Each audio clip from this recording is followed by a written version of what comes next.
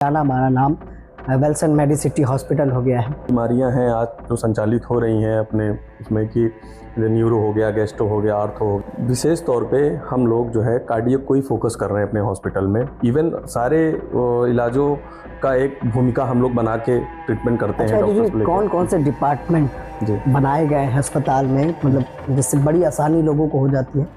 तो critical condition में आता है वेंटिलेटर जैसे सपोर्ट पे, तो हम पहले उसको इमरजेंसी में अपनी व्यवस्थाएं देते हैं। प्रधानमंत्री की जो योजनाएं हैं उससे भी लोगों को जोड़ा जा सके कि कोई भी आदमी गरीब, असहाय, पीड़ित कोई भी हो जो चिकित्सा क्षेत्र से हमारे हॉस्पिटल में लाभ लेने से वंचित ना हो सके। तो डॉक्टर साहब, मतलब कैंसर तो हमने देखा बहुत बड़ी बीमारी के रूप में होती है। जैसे कहा जाता है फर्स्ट स्टेज पे अगर आपको पता चल गया तब तो काफ़ी हद तक बचाया जा सकता है, लेकिन सेकेंड और थर्ड स्टेज बड़ी डेंजरस है। एग्जैक्टली, देखिए सेकेंड स्टेज पे मोस्टली क्या होता है कि पेशेंट को केमोथेरेपी और रेडियोथेरेपी जैसे चीज़ों से फेस होना पड़ता है, जो कि एक कॉस्टली चीज़ें होती हैं। और सरकारी सेवाओं में देखा जाए तो थोड़ा एक लंबी लाइन और कतार का सामना करना पड़ता है आम जनमानस को। इस वजह से मेरा मानना है कि हम जो नया कैंसर इंस्टीट्यूट बगल में ओपन करने जा रहे हैं, उस इंस्टीट्यूट में हम अपने सारे सरकारी योजनाओं को उससे हम जोड़ेंगे। जो एक चार्जेस होता है सुपर मल्टी स्पेशलिटी का, एक आम व्यक्ति और मिडिल क्लास से नीचे लेवल का जो व्यक्ति होता है इतने बड़े हॉस्पिटल में ट्रीटमेंट कराने से एक बार सोचता है लाखों रुपए के खर्चे आते हैं। लेकिन हम लोग क्या कर रखे हैं, व्यवस्थाएं सुपर मल्टी स्पेशलिटी की दे रखे हैं, लेकिन उसके जो खर्चे होते हैं नॉर्मली नर्सिंग होम के बराबर। मैंने देखा सरकार तमाम योजनाएं चला रही है गंभीर बीमारियों के लिए, आयुष्मान कार्ड जैसे, और जैसे आपने बताया कि कैंसर जैसे पीएम केयर फंड बनाया गया। तो क्या लगता है ये योजनाओं में से सबसे अच्छी योजना एज अ डॉक्टर आपको कौन सी लगती है? मुझे जो लगता है कि आयुष्मान कार्ड की जो योजना है माननीय हमारे प्रधानमंत्री जी ने जो दी है, ये इनका एक अलग ही कॉन्सेप्ट है। मतलब आप समझिए कि किसी भी निचले स्तर के व्यक्ति को डायरेक्ट पीएम फंड से और डायरेक्ट सीएम फंड से और डायरेक्ट आयुष्मान से कनेक्ट करते हैं।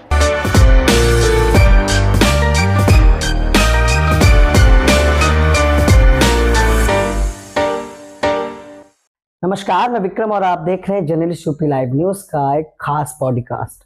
लगातार हम अपने पॉडकास्ट में लखनऊ के टॉप 10 अस्पतालों के विशेषज्ञ और उनके डॉक्टरों से बात करते हैं और आप तक हर जानकारी को पहुंचाते हैं।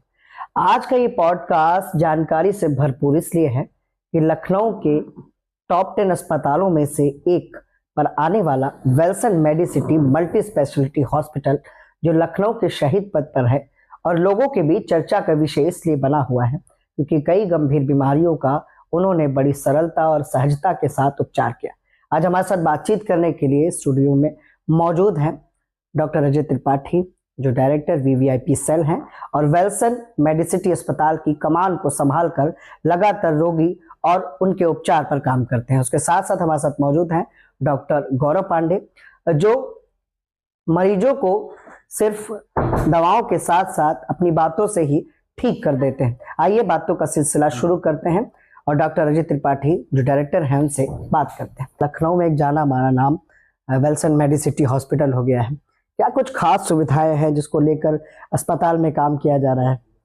देखिए, सबसे पहले मैं आपको बताना चाहूँगा कि हमारे हॉस्पिटल में कार्डियक की स्पेशलाइजेशन जो सबसे विशेष तौर पे है। जैसा कि बहुत सारी ऐसी बीमारियां हैं आज जो संचालित हो रही हैं अपने उसमें कि न्यूरो हो गया, गैस्ट्रो हो गया, आर्थो हो गया, ठीक है। इन्हीं सब क्रमों में कार्डियक भी आता है, ठीक है। कार्डियक में हमारे यहाँ सबसे अच्छा पैनल है डॉक्टर गौरव पांडे सर, आप जैसा कि देख पा रहे हैं, ठीक है। डॉक्टर मोहम्मद मोइन खान सर हैं जो कि CTVS सर्जन है हमारे यहाँ। तो देखा जाए कि विशेष तौर पे हम लोग जो है कार्डियक को ही फोकस कर रहे हैं अपने हॉस्पिटल में। इवन सारे इलाजों का एक भूमिका हम लोग बना के ट्रीटमेंट करते हैं। डॉक्टर्स को कौन कौन से डिपार्टमेंट बनाए गए हैं अस्पताल में, मतलब जिससे बड़ी आसानी लोगों को हो जाती है? कौन कौन से डिपार्टमेंट? जी, किस किस तरह के डिपार्टमेंट अस्पताल में बना दिए गए हैं जिससे आम जनमानस को बड़ी आसानी हो जाती हो? डिपार्टमेंट में देखा जाए कि जैसे कोई भी गंभीर व्यक्ति आता है हमारे यहाँ, गंभीर रोगी व्यक्ति आता है, तो पहले हम उसको एक ऑब्जर्वेशन करते हैं कि किस तरफ उसकी जो है चिकित्सा जा रही है। जैसे अगर वो क्रिटिकल कंडीशन में आता है वेंटिलेटर जैसे सपोर्ट पे, तो हम पहले उसको इमरजेंसी में अपनी व्यवस्थाएं देते हैं, ठीक है। हमारे सारे एक्सपर्ट डॉक्टर उनको जो है ऑब्जर्व करते हैं।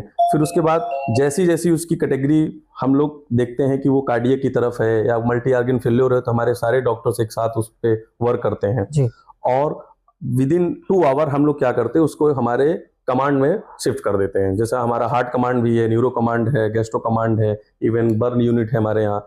तो हर प्रकार की सारी सुविधाओं से हमारा ये हॉस्पिटल जो है फुल्ली लैस है। डॉक्टर साहब, हमने देखा है कि 4 साल पूर्व में इसका उद्घाटन करने उत्तर प्रदेश की राज्यपाल, महिला राज्यपाल आई थी, और फिर अभी चंद दिनों पहले भी आपकी मुलाकात देश के रक्षा मंत्री राजनाथ सिंह से। तो क्या कुछ आगे नया करने वाले हैं जिस वजह से रक्षा मंत्री से मिलना पड़ा?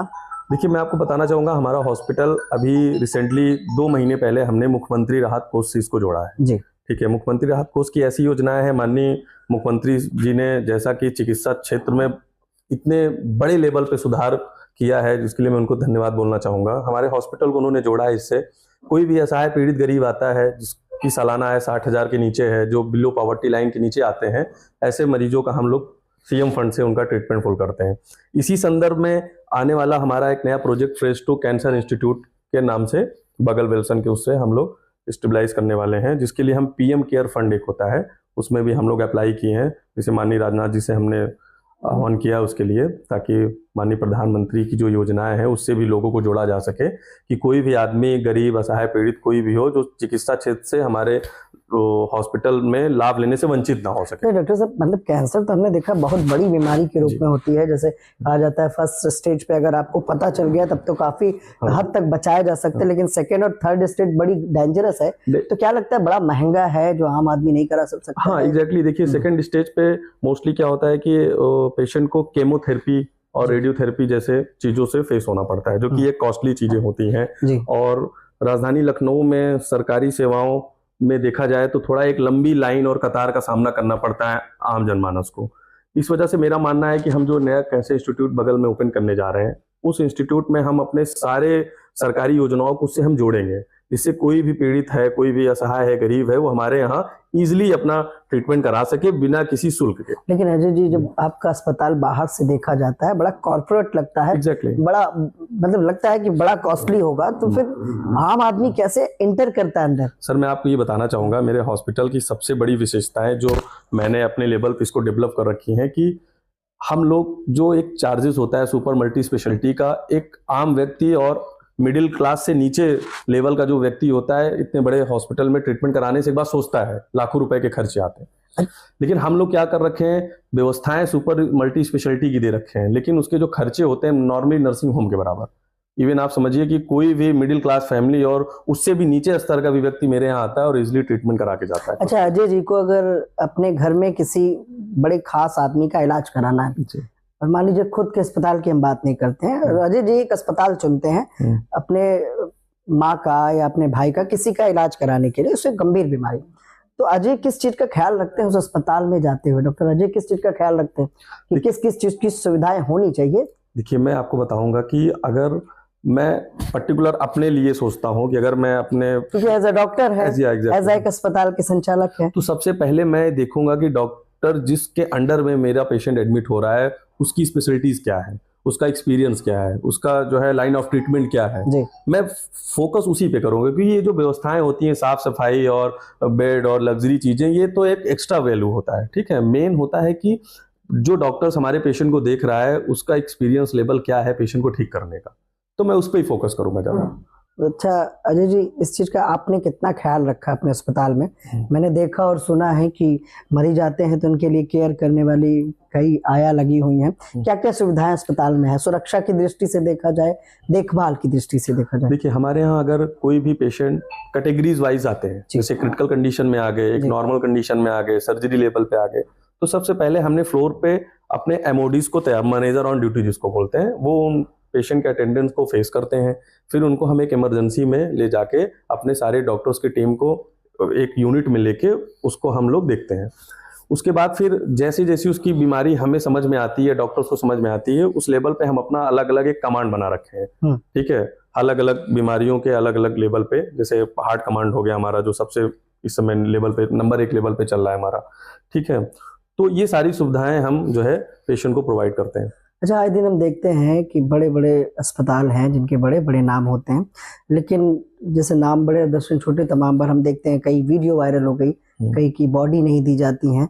तो इस तरह की जब हालत या कंडीशन आपके वहाँ अगर हो जाती है तो कैसे हैंडल करते हैं उसे? ये तो बड़ी दुविधा वाली बात हो जाती है कि नीचे वाले घबरा जाते होंगे। हाँ ये है, लेकिन इसमें होता क्या है कि हम लोग पहले पेशेंट की एक स्थिति को भाप लेते हैं कि वो किस लेवल पे है, किस कैटेगरी पे है। तो कोशिश मेरी रहती है कि मैं उसको ज़्यादा से ज़्यादा सरकारी योजनाओं से पहले जोड़ूं। अगर आयुष्मान कार्ड उसके पास है तो मैं उसका फ्री ऑफ कॉस्ट करूंगा। वैसे ही अगर उसके पास वो कार्ड नहीं है तो मुख्यमंत्री राहत कोष, जो कि हमारे यहाँ भी हुआ है पैनल में, हम उसका पूरा जो है एक एस्टिमेट बना के माननीय मुख्यमंत्री जी के यहाँ भेजते हैं और बहुत कम समय में हमारे यहाँ वो राशि आ जाती है जिससे हमें उस मरीज को इलाज कर सकते हैं। अच्छा अच्छा अजय जी, मैंने देखा सरकार तमाम योजनाएं चला रही है गंभीर बीमारियों के लिए, आयुष्मान कार्ड जैसी, और जैसे आपने बताया कि कैंसर जैसे पीएम केयर फंड बनाया गया।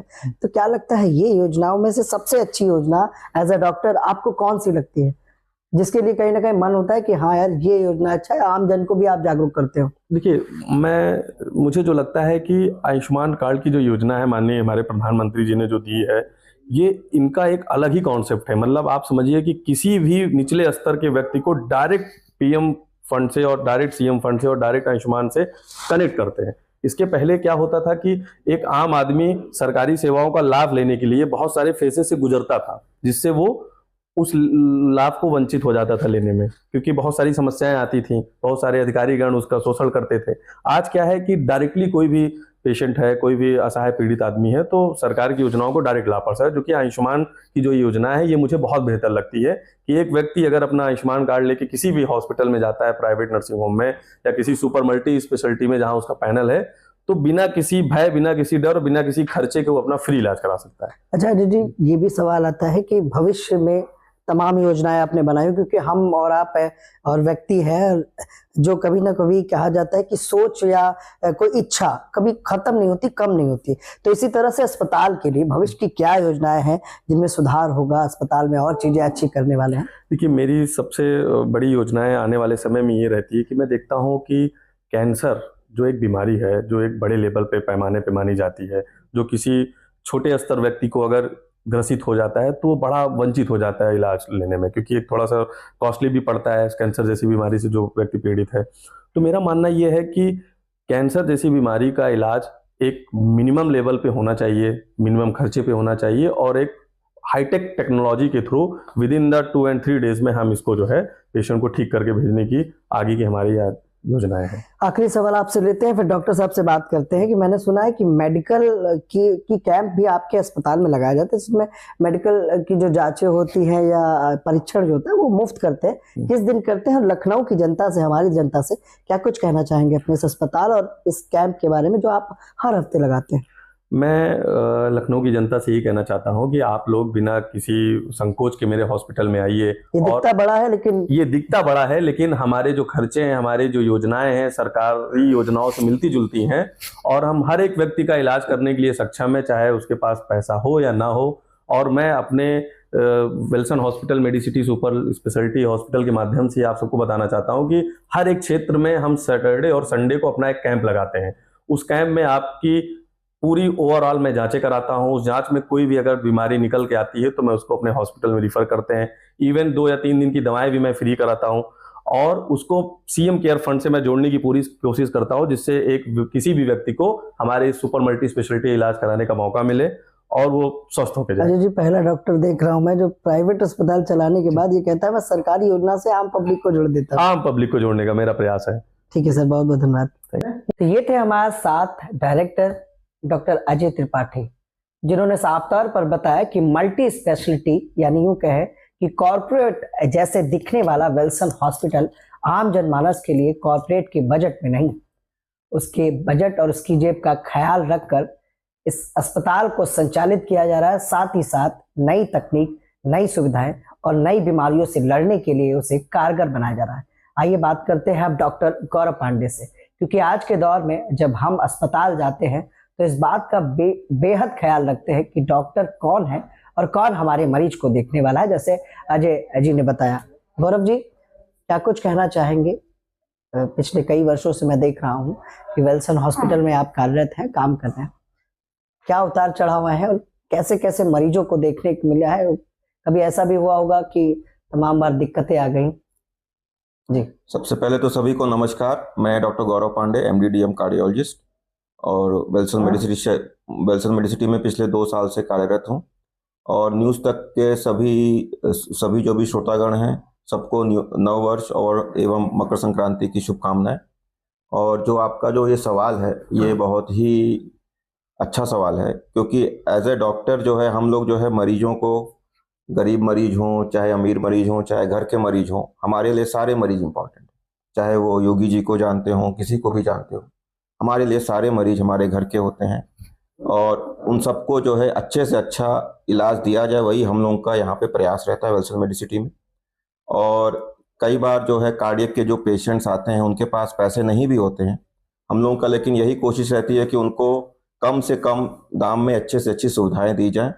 और पिछले 2 साल से हमने यहाँ पे अकेला कार्डियोलॉजिस्ट में शुरू किया, उसके बाद जो है मुबीन सर आए, फिर डॉक्टर सत्येंद्र तिवारी बॉस आए, तो हम लोगों की जो पूरी टीम है वो हमारे पास जो है एक कैथ लैब है, 24/7 कैथ लैब है, 24/7 CTVS बैकअप है और 10 बेड का CCU है, ICU है, सारी सुविधाएं हैं। हम लोगों के पास आईवस मशीन है जिसके थ्रू हम लोग जो है AI टेक्नोलॉजी यूज़ करके प्रिसीशन, जिसको कहते हैं प्रिसीशन कार्डियोलॉजी करके हम लोग इंटरवेंशंस करते हैं और बेस्ट से बेस्ट केयर देने का हम लोग कोशिश कर रहे हैं यहाँ। अच्छा, जैसे नई तकनीक जो आ गई है, नए उपकरण आ गए हैं, नई तकनीक आ गई है, काफी हद तक मदद मिली है, लेकिन काफी हद तक हम सुनते हैं कि घातक भी है। तो क्या लगता है नई तकनीक से आम जनमानस को या एज ए डॉक्टर इलाज करने में कितनी आसानी हो गई है और मरीज को किस किस तरह की दिक्कतें होती है या बेस्ट है? देखिए, जो भी नई तकनीक आती है उसका पहला उद्देश्य यही होता है कि मरीज की सुविधा को ध्यान रखा जाए, बिल्कुल, उससे मरीज को जो है कोई परेशानी ना हो। अगर कोई भी परेशानी होगी तो नई टेक्निक आ नहीं पाएगी, जैसे कई वो रिसर्च लेवल पे फेल हो जाएगी। और हम लोग जो यहाँ पे करते हैं, जैसे कि एक बार अगर हम लोग एंजियोग्राफी करते हैं उसके बाद हम लोगों का जो है मशीन ही बता देता है कि भाई उसमें कितना % ब्लॉकेट है, और उससे ये फायदा मिल जाता है कि स्टेंट की साइजिंग में पता चल जाता है। और वो बस इसमें एक ये है कि भाई उसका जो कॉस्ट है, एक्स्ट्रा कॉस्ट थोड़ा लगता है, लेकिन अब जो है CM फंड आ गया है और अजय जी मेहनत कर रहे हैं कि हमारे यहाँ PM फंड भी आ जाए, तो इससे जो है मरीजों को उसमें फायदा मिल जाता है और जो है कॉस्ट उनका काफी कुछ कवर हो जाता है। अच्छा डॉक्टर साहब, कभी ऐसा वाकया रहा हो कि कोई बीमारी पता करनी हो और मशीन ना हो या कोई दिक्कत हो और बड़ा अर्जेंट देखना हो और रिफर करना है उसे, तब फिर किसी, जैसे पूर्व में हमने देखा है कि अल्ट्रासाउंड मशीनें नहीं थी, एक्सरे मशीनें नहीं थी, तो तमाम तरह से डॉक्टर नब्ज देखकर इलाज करते थे, उपचार करते थे, तो कभी हुआ ऐसा वाकया आपके साथ भी? देखिए, आपका बहुत अच्छा सवाल है। देखिए, हम लोग कार्डियोलॉजी में से अगर किसी को सीने में दर्द होता है तो उसका जो है, अगर उसको एक्यूट अटैक है कि नहीं, उसके 3 पैमाने होते हैं। एक हम लोग ECG देखते हैं, ECG अब तो हर जगह PHC में भी है। ECG के बाद उसका इको करते हैं, अगर कई जगह इको नहीं है फिर एक टेस्ट होता है ट्रॉपाई टेस्ट। ट्रॉपाई में पता चल जाता है कि उसको जो अटैक आया है वो एकदम फ्रेश अटैक है, पुराना अटैक है, ट्रॉपाई करते हैं। और तीसरा होता है उसका सिम्टम्स। अगर मान लीजिए पेशेंट को चेस्ट पेन हो रहा है और उसका ECG भी नॉर्मल है, लेकिन अगर उसको टिपिकल चेस्ट पेन है तो उसका फिर हम लोग एंजियोग्राफी करते हैं। और हमारे यहाँ जो है 24/7 कैथ लैब है, तो हम लोगों को ऐसा कोई हिंड्रेंस लगा नहीं कभी, क्योंकि कैथ लैब अगर मान लीजिए चेस्ट पेन हो रहा है तो हम लोग लेते। जो मेन हिंड्रेंस रहता है, मैं आपको वाकया बताता हूँ, 6 महीने पहले का ही। एक लोक बंधु हॉस्पिटल है जी जी, वहाँ पे हमारे जानने वाले डॉक्टर साहब हैं, उनके जानने वाले को, जो कि यहीं पे मंदिर में, गोमती नगर में मंदिर में वो पुजारी हैं, तो उनको अटैक आया, वहां से यहाँ पे आए। मैंने ECG किया, इको किया, सब चीज किया। मैंने कहा कि पंडित जी आपको अटैक है और इसका जो है एंजियोग्राफी करनी पड़ेगी। तो वो लोग मानते नहीं। उन्होंने कहा कि डॉक्टर साहब हम पंडित आदमी हैं और हमको अटैक नहीं हो सकता। हमने कहा भाई देखिए हम भी पंडित ही हैं, आपको अटैक है? कहे नहीं डॉक्टर साहब, हमको जो है दर्द अब कम हो गया है और हमको आप दवाई लिख दी, हमको घर जाना। हमने कहा ठीक है, आपकी जैसी इच्छा। तो तब तक दूसरे पेशेंट आ गए, उनकी कैब आई। अब आप देखिए, जैसे ही वो उठे एकाएक उनको फिर से अटैक आया। इमरजेंसी हम लोग तुरंत CPR किया। फिर उनकी फैमिली ने यही कहा कि डॉक्टर साहब अब जो है पंडित आदमी, आप बचाइए इनको और जल्दी से जल्दी इनका काम कराया जाए। तो तुरंत हम लोग ले गए, एंजियोग्राफी, एंजियोप्लास्टी हुई, वो आज काफी अच्छे हैं, चल रहे हैं। तो जो मेन जो हिंड्रेंस आता है, मरीज जो है, क्योंकि मरीज जब तक चल रहा है तब तक वो मानने को रेडी नहीं होता कि उसका अटैक है कि नहीं, कि वो बीमार है कि नहीं। ये सबसे बड़ी चीज होती है। अच्छा डॉक्टर साहब, हार्ट अटैक आजकल मैंने देखा है कम उम्र के लोगों में भी हार्ट अटैक ज्यादा हो गया और इसकी कहीं ना कहीं संख्या जो है दिन पे दिन बढ़ती जा रही। हार्ट अटैक का प्रमुख कारण आप क्या मानते हैं? देखिए, हार्ट अटैक का जो मेन जो पैथोफिजियोलॉजी है, मैं रोकूंगा क्योंकि लोग ये भी कह रहे हैं, कई लोगों के चर्चा में जब मैंने सुना कि जो वैक्सीन्स लगी थी तो क्या इससे भी हार्ट अटैक के सिम्टम्स आए हैं या उससे मतलब हार्ट अटैक के लक्षण बढ़ गए हैं? देखिए, आपका दो सवाल है। हाँ। और जो सबसे जो इम्पोर्टेंट है कि हार्ट अटैक का जो मेन कारण होता है वो एथेरोस्क्लेरोसिस है जी। जो कि अगर मैं आम भाषा में बताऊं कि जो जो हार्ट की जो आर्टरीज हैं उसके अंदर जाके फैट्स जमा हो जाते हैं, जो रास्ता बंद हो जाता है। या फिर आप उसको अगर कहें कि आप लोग सब लोग घर में बाथरूम होगा, जो जो आप टैप ऑन करते हैं, कभी कभी उसमें से पानी कम आता है, आप देखेंगे तो उसको सफाई करनी पड़ती है जी। उसी हिसाब से हार्ट की जो नसें हैं उसमें जाके जमाव हो जाता है, तो फिर आपका जो ब्लड आना वहां कम हो जाता है। तो और जब एकदम कम हो जाता है तो एक्यूट अटैक कहते हैं उसको। अब जो आपका दूसरा सवाल है कोविड का, इस पे अभी जो है CSI की एक कॉन्फ्रेंस थी लखनऊ में पिछले दिसंबर में, उस पे भी काफी लंबा चौड़ा इस पे गहन हुआ। अभी तक कोई साइंटिफिक प्रूवन नहीं है कि कोविड वैक्सीन से हुआ, ऐसा कोई प्रूवन नहीं। लेकिन हाँ, इसमें एक चीज ये हुई, कोविड के बाद सब लोग जो हेल्थ को लेकर थोड़ा कॉन्शियस हुए हैं। और इंडिया में ब्लड प्रेशर और शुगर बहुत ज्यादा है, करीब 30% लोगों को ब्लड प्रेशर और शुगर है। और दूसरी, जब तक ब्लड प्रेशर और शुगर बहुत बढ़ ना जाए तब तक किसी को पता नहीं चलता। अगर किसी का बीपी एकाएक 180 190 तक ना पहुंचे तो उसको पता नहीं चलता है। और उस लेवल पे अगर पहुंच गया तो उसको फिर दो चीज हो सकती है, एक तो ब्रेन स्ट्रोक हो सकता है, हार्ट अटैक हो सकता है, किडनी पे भी दिक्कत आ सकती है। और दूसरा, अगर ब्लड शुगर भी बहुत ज्यादा ना हो जाए तब तक लोगों को पता नहीं चलता। कई बार हमने ऐसे पेशेंट्स देखे हैं जो हमारे पास पहली बार आए हैं, हम लोगों ने उनका ब्लड प्रेशर नापा तो वो करीब 200 है, शुगर नापा तो 400 से ऊपर है, उनका पहला अटैक ही कार्डियक। तो मेरा जो मेन कहने का है कि लोग जो है ब्लड प्रेशर और शुगर को ध्यान नहीं देते हैं। और इतने, आप सोचिए, इस देश में करीब 30 से 40 करोड़ ब्लड प्रेशर और शुगर के रोगी हैं। और जो भी ब्लड प्रेशर शुगर के रोगी, उनको हार्ट अटैक आने की संभावना कम से कम 10 से 20% एक्स्ट्रा हो जाए। मुझे लगता है एक परिवार में हर चौथा पांचवा आदमी बीपी और शुगर से पीड़ित है। हमारे परिवार में 4 लोग हैं। हमारे ग्रैंडफादर थे, पिताजी को है, माताजी को है, हमारे मामी जी को है। लेकिन शुगर की गोली खाए बिना उसका इलाज तो नहीं, देखिए उसका जो है एक ही है कि आप जो है परहेज करें, कम खाएं, सबसे जो है कम खाएं। और जो है आप जो है मात्रा में खाएं, आप उतना ही खाएं जितना आपकी बॉडी पचा सके। डॉक्टर साहब, एक व्यक्ति को स्वस्थ रहने के लिए क्या करना चाहिए जो उसको पता चले कि यार मेरे शरीर में ये बीमारी हो रही है? क्योंकि आमतौर पर मैंने देखा है कि ना कोई शिविर, ना कोई परीक्षण कराता है बॉडी का, ना कभी बॉडी चेकअप कराता है, तो और अचानक से उसको पता चलता है कि यार मुझे तो हार्ट अटैक आ गया है, जैसे आपने अभी बताया। तो क्या हम एक स्वस्थ रहने के लिए एक आम आदमी को क्या करना चाहिए जो स्वस्थ रहे? इसके बारे में एक तो सादा भोजन, उच्च विचार, यही है जिंदगी का सही आधार। अब इसका ये मतलब है कि आपको ड्रिंकिंग, स्मोकिंग, मांस मदिरा कम करना, सादा भोजन रखिए। और अगर हो सके तो आप जो है हर 6 महीने या साल भर पे अपना ब्लड प्रेशर, शुगर और लिपिड प्रोफाइल जरूर चेक कराएं। इसको आपको कंट्रोल, हाँ, हर 6 महीने तो साल भर पे कराइए। आपको अपना लिपिड प्रोफाइल, शुगर प्रोफाइल और अपना ब्लड प्रेशर। एक सवाल और लेते हैं, महामारी और संकटकालीन।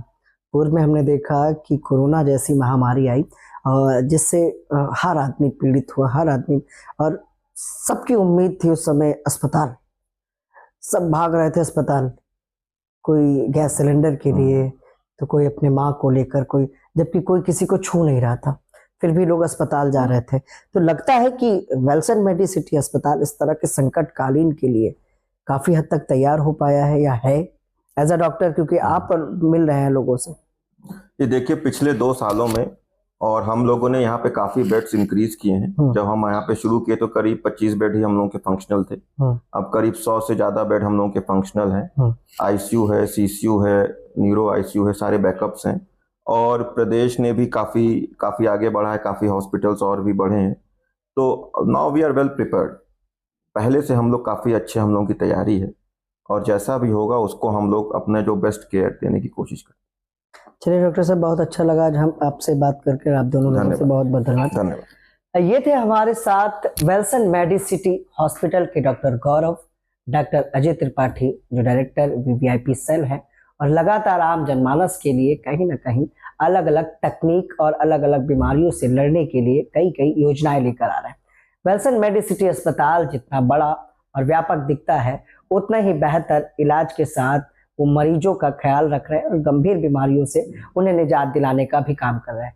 उम्मीद है ये पॉडकास्ट जानकारी से भरपूर होगा, क्योंकि इसमें डॉक्टरों ने अपनी जानकारी दी है और कई बीमारियों से कैसे बचा जा सकता है वो भी बताया गया। लखनऊ के टॉप 10 अस्पतालों में से विल्सन मेडिसिटी एक है और लखनऊ की जनता का, और हमने सुना है कि तमाम जगह पर नई ब्रांचेस का भी शुभारंभ हुआ है और देश के कई प्रतिष्ठित लोगों ने इस अस्पताल पर अपना विश्वास जताया। तो हमारे पॉडकास्ट के बारे में क्या राय है अपने कमेंट बॉक्स में जरूर बताइएगा और डॉक्टर और विल्सन मेडिसिटी हॉस्पिटल की सुविधाओं को देखने के लिए यहाँ पर एक विजिट करें और देखें कि सच में कॉर्पोरेट जैसा दिखने वाला अस्पताल क्या आपके बजट में है। नमस्कार।